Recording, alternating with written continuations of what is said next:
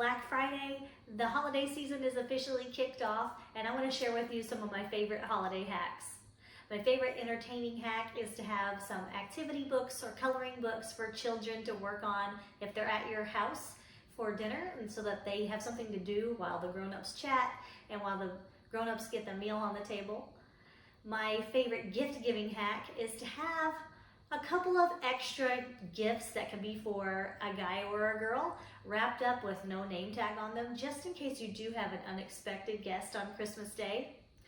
And my favorite kitchen hack I'm going to show you right now is a breakfast hack. I'm going to show you how to hack homemade cinnamon rolls.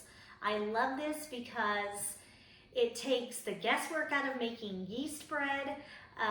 It's foolproof. You can customize it with whatever fillings you want, and you can make as many or as few as you want, which a lot of cinnamon roll recipes make a lot. And if you have a small family, you may not want that much.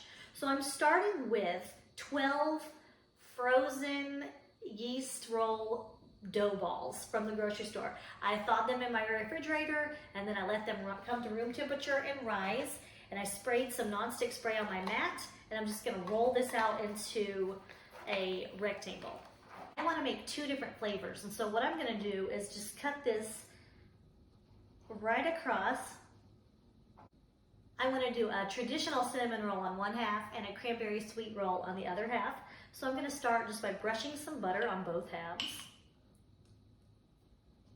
And then I've got my cinnamon sugar mixture right here. I'm just gonna sprinkle it generously on this half. And on this half, I've got my cranberry filling. That's just chopped cranberries and orange zest. I'm gonna pour that right out. We'll use my fingers to spread it around.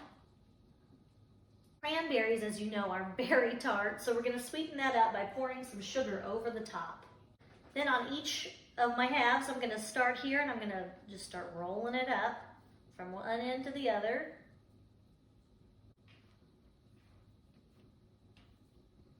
I want 6 pieces from each one, so I'm going to cut it in half. And then I'm going to cut each half in thirds. I'm going to plop these down in a greased muffin tin.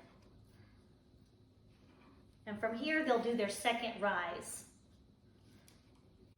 After about 30 minutes of rising, your cinnamon rolls should have doubled in size, and these babies have puffed up really well for me, and they'll go in a 350-degree oven for 15 to 20 minutes. While my cinnamon rolls were in the oven, I made a little glaze out of powdered sugar, vanilla extract, and milk. If you wanted to, you could put a little bit of orange zest or orange juice in here, give it a little citrusy kick. And I'm just going to spoon this glaze right over the top of my warm rolls, and then they will be ready to eat.